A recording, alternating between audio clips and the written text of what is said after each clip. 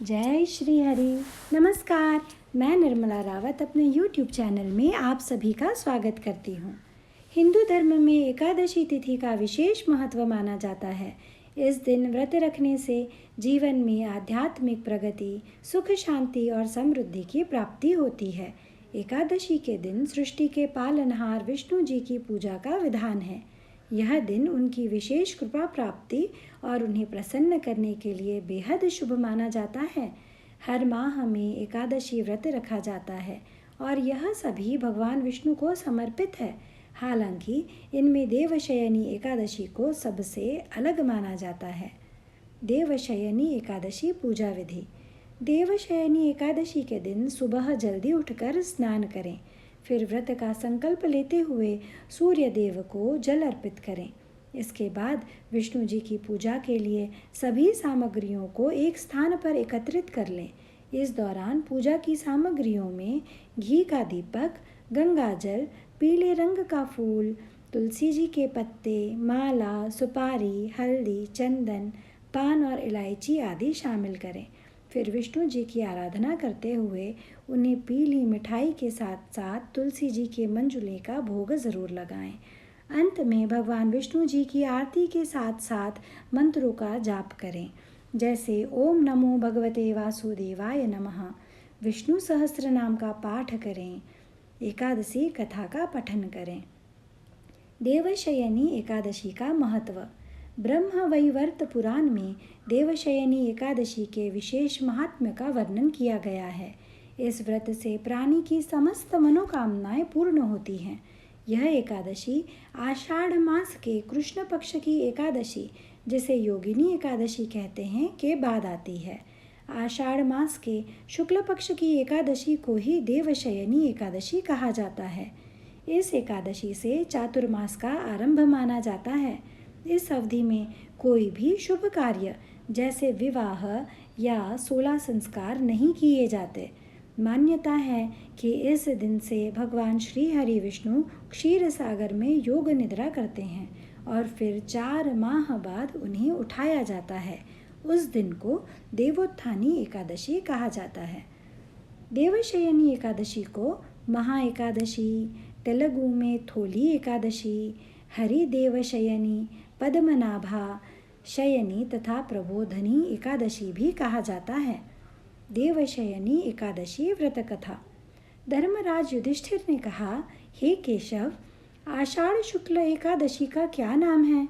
इस व्रत के करने की विधि क्या है और किस देवता का पूजन किया जाता है? श्री कृष्ण कहने लगे कि हे युधिष्ठिर, जिस कथा को ब्रह्मा जी ने नारद जी से कहा था वही मैं तुमसे कहता हूँ।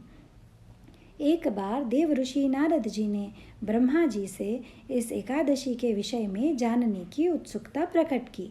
तब ब्रह्मा जी ने उन्हें बताया, सतयुग में मानधाता नामक एक चक्रवर्ती सम्राट राज्य करते थे। उनके राज्य में प्रजा बहुत सुखी थी, किंतु भविष्य में क्या हो जाए यह कोई नहीं जानता। अतः वे भी इस बात से अनभिज्ञ थे कि उनके राज्य में शीघ्र ही भयंकर अकाल पड़ने वाला है। उनके राज्य में पूरे 3 वर्ष तक वर्षा न होने के कारण भयंकर अकाल पड़ा। इस अकाल से चारों ओर त्राही त्राही मच गई। धर्म पक्ष के यज्ञ, हवन, पिंडदान, कथाव्रत आदि में कमी हो गई। जब मुसीबत पड़ी तो धार्मिक कार्यों में प्राणी की रुचि कहाँ रह जाती है। प्रजा ने राजा के पास जाकर अपनी वेदना की दुहाई दी।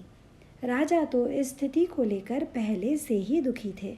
वे सोचने लगे कि आखिर मैंने ऐसा कौन सा पाप कर्म किया है जिसका दंड मुझे इस रूप में मिल रहा है। फिर इस कष्ट से मुक्ति पाने का कोई साधन करने के उद्देश्य से राजा सेना को लेकर जंगल की ओर चल दिए। वहाँ विचरण करते करते एक दिन वे ब्रह्मा जी के पुत्र अंगिरा ऋषि के आश्रम में पहुँचे और उन्हें साष्टांग प्रणाम किया। ऋषिवर ने आशीर्वचनोपरांत कुशल क्षेम पूछा। फिर जंगल में विचरने व अपने आश्रम में आने का प्रयोजन जानना चाहा। तब राजा ने हाथ जोड़कर कहा, महात्मन, सभी प्रकार के धर्म का पालन करता हुआ भी मैं अपने राज्य में दुर्भिक्ष का दृश्य देख रहा हूँ। आखिर किस कारण से ऐसा हो रहा है? कृपया इसका समाधान करें। यह सुनकर महर्षि अंगिरा ने कहा, हे राजन, सब युगों से उत्तम यह सतयुग है। इसमें छोटे से पापों का भी बड़ा भयंकर दंड मिलता है। इसमें धर्म अपने चारों चरणों में व्याप्त रहता है। चातुर्वर्णों के लोग एकादशी के व्रत का आचरण नहीं कर रहे हैं और इसलिए ऐसी अनावृष्टि हो रही है।